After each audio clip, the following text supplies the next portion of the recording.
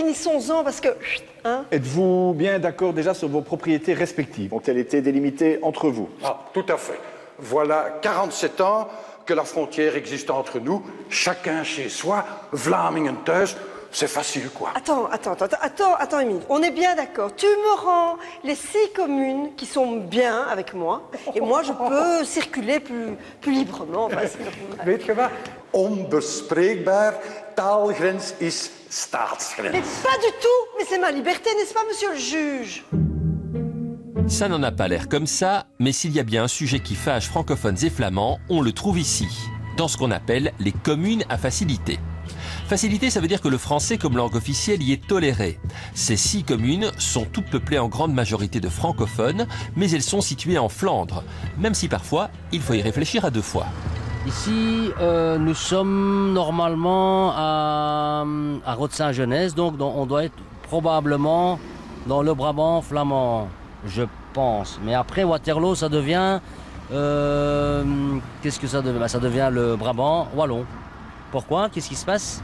Parce qu'on hésite ici, on ne sait jamais. Ah ouais, mais la Belgique, c'est un pays surréaliste, monsieur, ça... Et les poteaux repeints en jaune et noir sont là pour affirmer le caractère flamand de la périphérie. Nous voici sur la route qui aurait pu changer l'histoire de Belgique. Elle relie Uccle, région bruxelloise, et Waterloo, région wallonne. 4 km à travers la Flandre.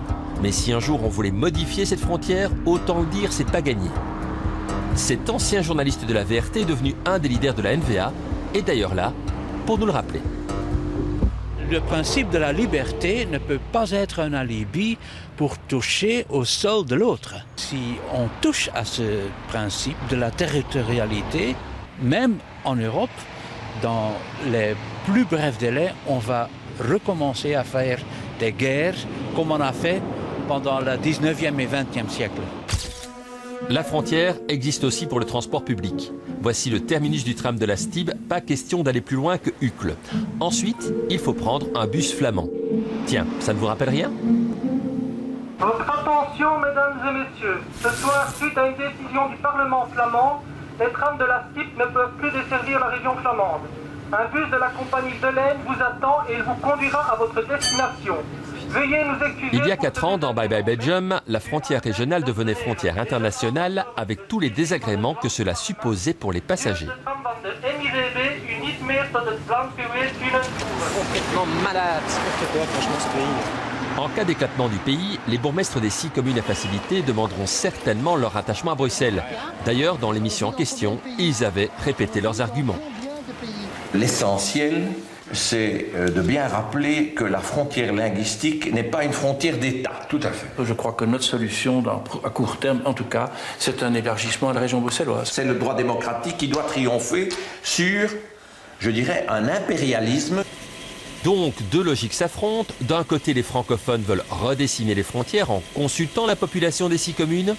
De l'autre, les flamands plaident pour le respect des frontières. Alors, qui a raison ?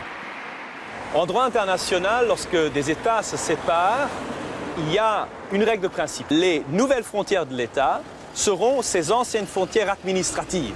Donc par exemple, quand l'Union soviétique s'est dissoute, les anciennes républiques soviétiques qu'elles contenaient sont devenues indépendantes sur base des frontières administratives qu'elles avaient.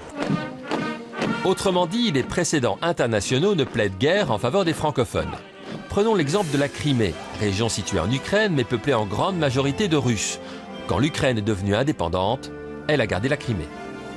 Malgré les nombreuses protestations de la Russie, qui tout de même n'est pas un petit État, qui a essayé de se faire entendre, mais rien n'en fut.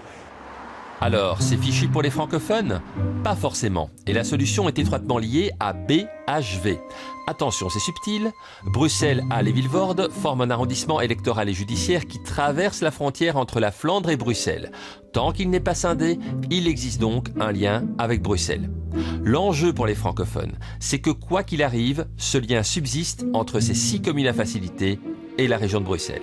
Vous obtenez pour ces 6 communes un statut qui diffère alors du reste des communes flamandes. Et ça, c'est un argument précieux à faire valoir lors du potentiel éclatement du pays. Quoi qu'il en soit, tout cela donnera lieu à un solide débat en droit international. L'enjeu, c'est le sort de 70 000 habitants, mais aussi un lien géographique entre la Wallonie et Bruxelles.